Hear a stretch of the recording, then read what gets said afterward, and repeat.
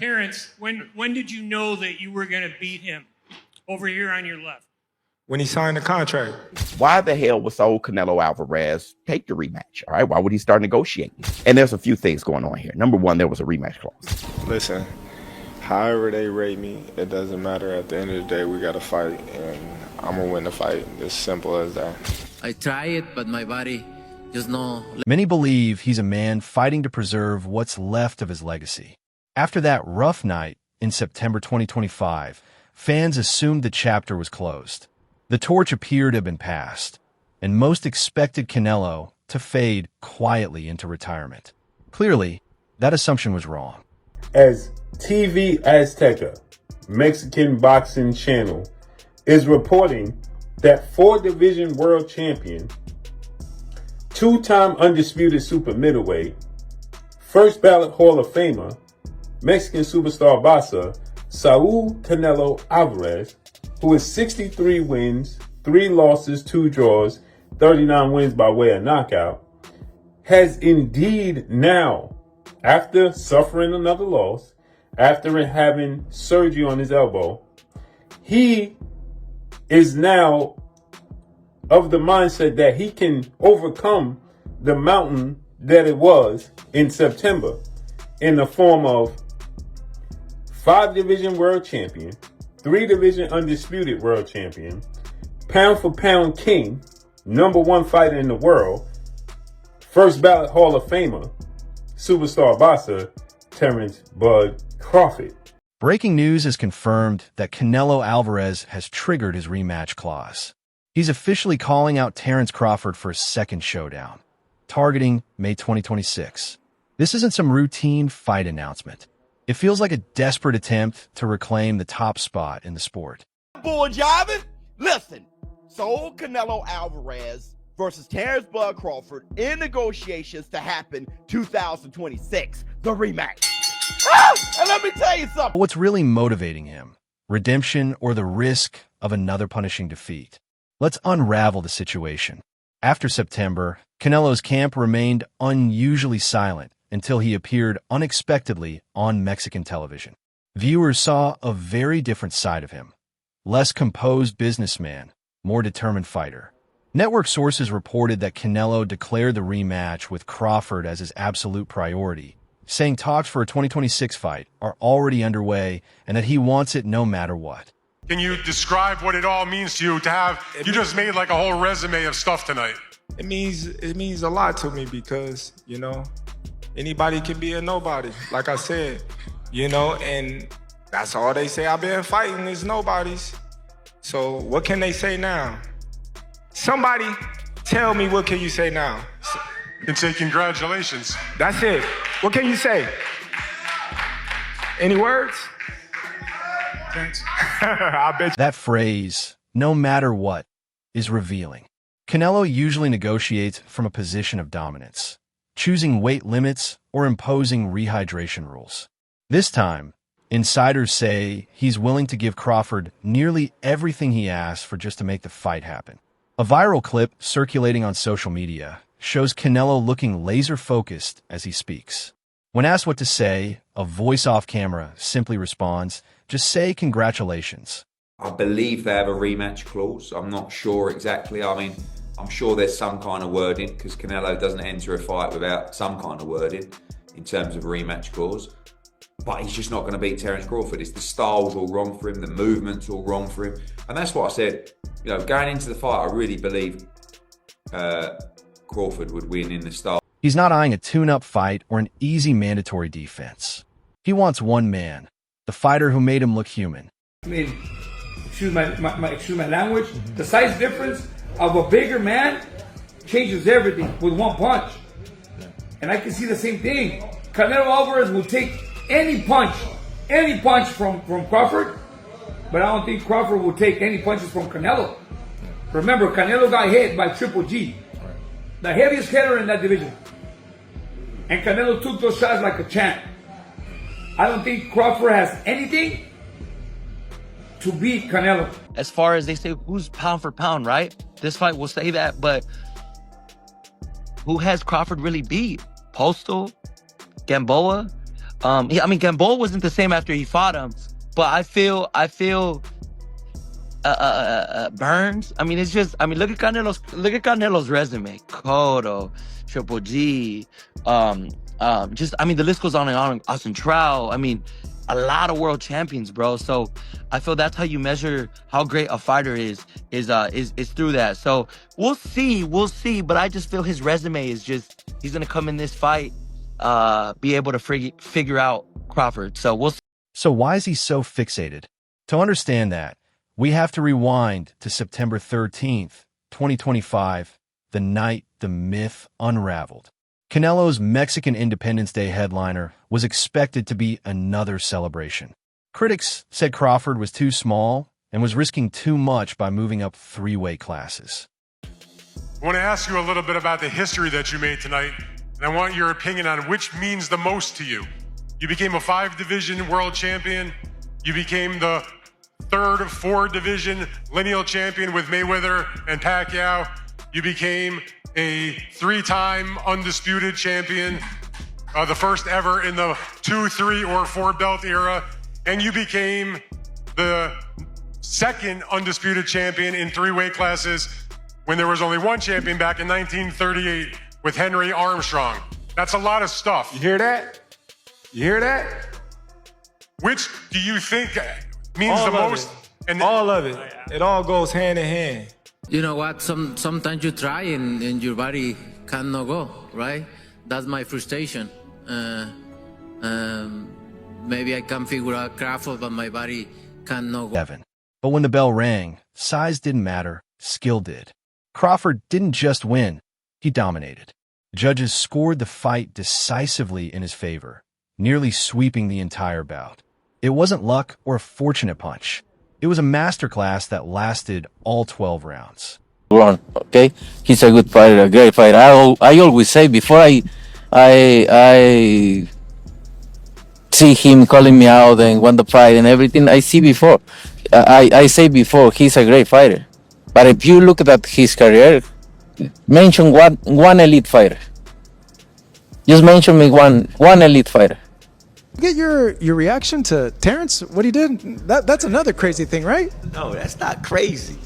No, I say it's not crazy because I predicted. I say Canelo was going to get old in the ring that night. No disrespect to Crawford. He did a good. Crawford could have stopped him. He could have. You know, me being a coach and watching how the fight was going on, he could have stopped him. And I know he's saying it in his mind, but he was being humble of Canelo. He was being humble, and it was a great fight, and it was good talk for the boxing world. And that's what it's all about, to entertain, to get us something to look at. We've been entertained like this for years, for centuries, of gladiators and stuff, going in the ring, representing their... Crawford controlled the ring, countered beautifully, and forced the bigger man backward. The irony is painful. For years, Canelo dismissed Crawford as too small or untested. Yet on the biggest night, the smaller man became the bully. About if there's any rematch clause with this fight with Canelo. No, it's not. Is that something you push for? No, I didn't. And there's any weight restrictions to the fight at all? No, it's not. A lot of fighters would like to put on a weight restriction to this type of fight. Why didn't you want to do that? Because I want him at his best. I don't want no excuses. I don't want no, reasons why, he didn't feel good or anything. I want him at his best. Terence, when did you know that you were going to beat him? Over here on your left. When he signed the contract. He seemed to focus mostly on body punches, and you were hitting him in the head a lot. Was it your reach that gave you the advantage? It was everything. He wasn't hitting the body or anything. He was hitting my elbow because I was blocking it, but, I think I was the better man. And here's where things get messy. Before their first meeting in June 2025, Crawford predicted exactly this. In a now famous interview, he warned Canelo directly, "I want him at his best. No excuses."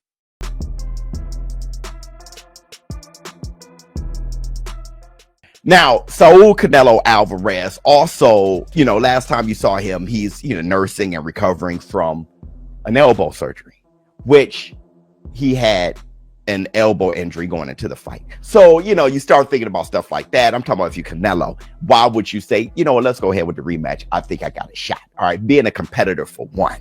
All right. And number two, the fight was closer technically than you thought because you were in there. And in there, you felt like you were getting your ass whipped.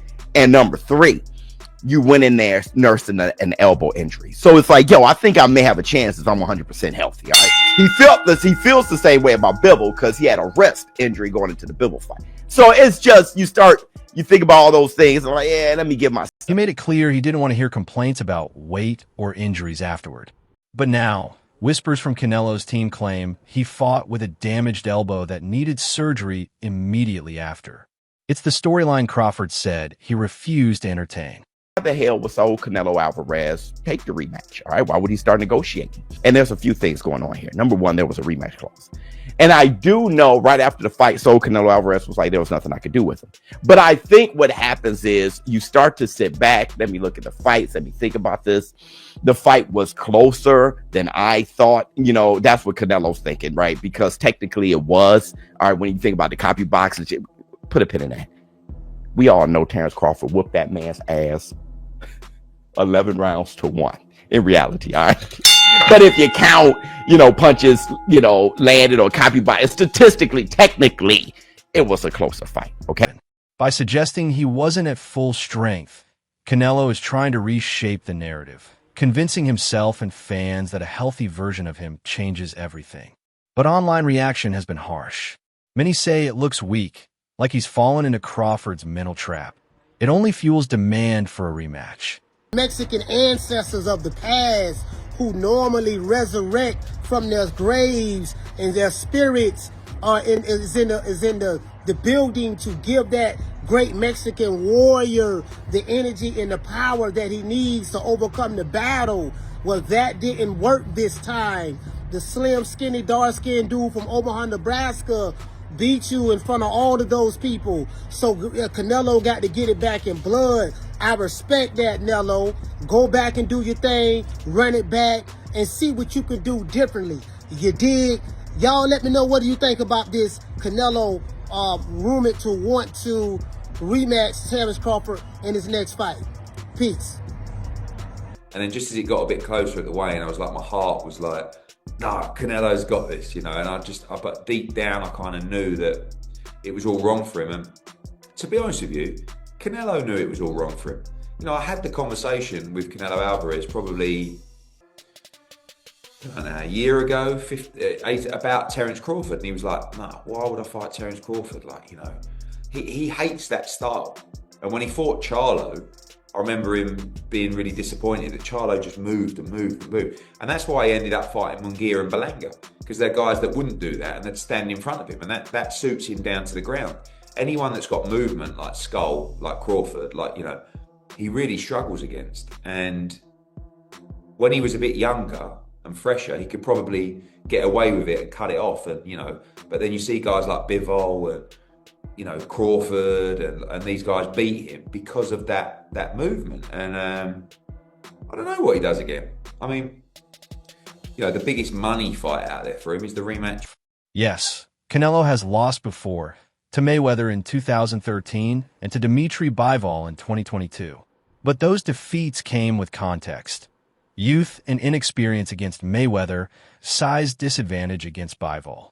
This time, no excuses. He was in his prime division against a man who began his career at lightweight.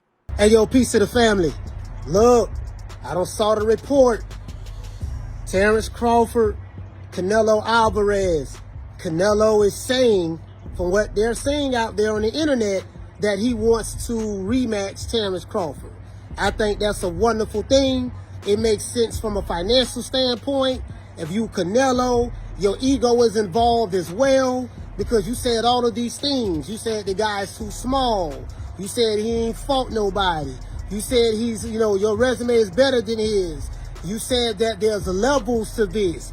And that small, skinny guy from Omaha, Nebraska beat you on Mexican Independence Day in front of all of the... Sources close to his camp claim the loss is eating at him. His pride won't let him walk away. Commentators echo the sentiment. He cannot retire knowing a smaller fighter from Omaha took his crown. It's reminiscent of great champions who didn't know when to stop. This decision feels more emotional than strategic. In negotiating for this rematch, he would be the first one out of the fighters who've beaten Saul Canelo Alvarez to give him a rematch. Floyd Money Mayweather didn't give Canelo Alvarez a rematch. Dimitri Bivol didn't give Canelo Alvarez a rematch. But here Terence Bud Crawford doing what he does. And let me give you a side note. Let me just put a pin in that. Put a pin in that real quick. Do you know what Terence Bud Crawford was trying to do? The type of bags he was trying to collect this year? Terence Bud Crawford accepted the Jake Paul fight. Yeah, the replacement fight for Gervonta Tank Davis. Terence Bud Crawford accepted that damn fight. Now, MVP, Jake Paul, they didn't go with Terence Bud Crawford. They went with AJ, which I'm still scratching my head on that. All right, because that is going to be a brutal knockout.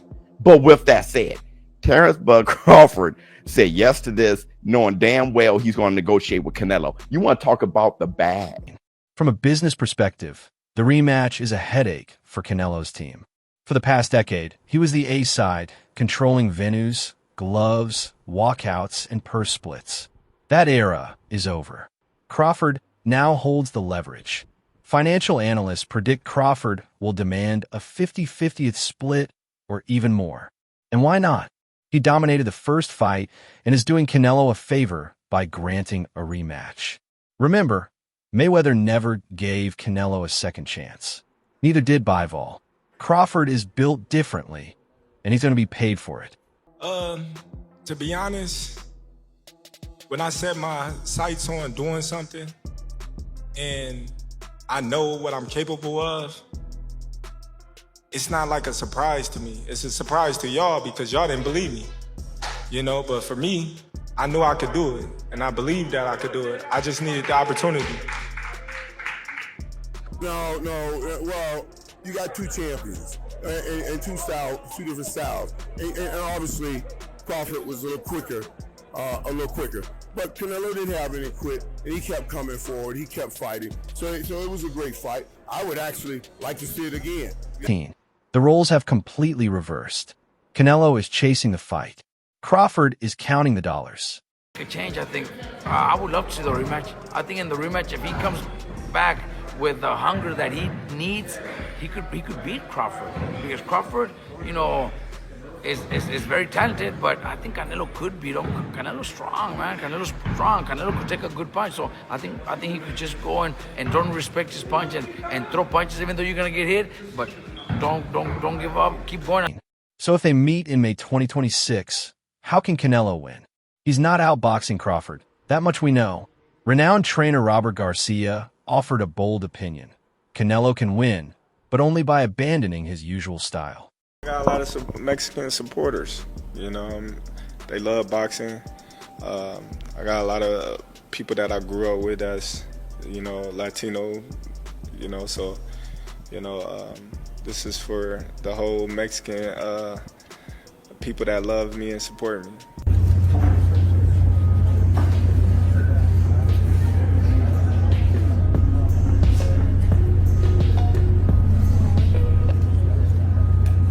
Garcia didn't hold back. He believes Canelo respected Crawford's skills too much. To win, Canelo has to stop worrying about getting hit and turn the fight into a brawl. He needs to rely on his chin, walk through Crawford's shots, and try to land something heavy. It's a strategy that could produce a knockout or lead to brutal punishment. Fans online are split. Some admire Canelo's heart and see the rematch as a warrior's move. Others think it's denial, believing Crawford has already solved him. Canelo Alvarez is not going to move up to fight David Benavidez now at 175. There's nowhere to go. Like, Crawford could still try to conquer 160, but who is putting up real money for that?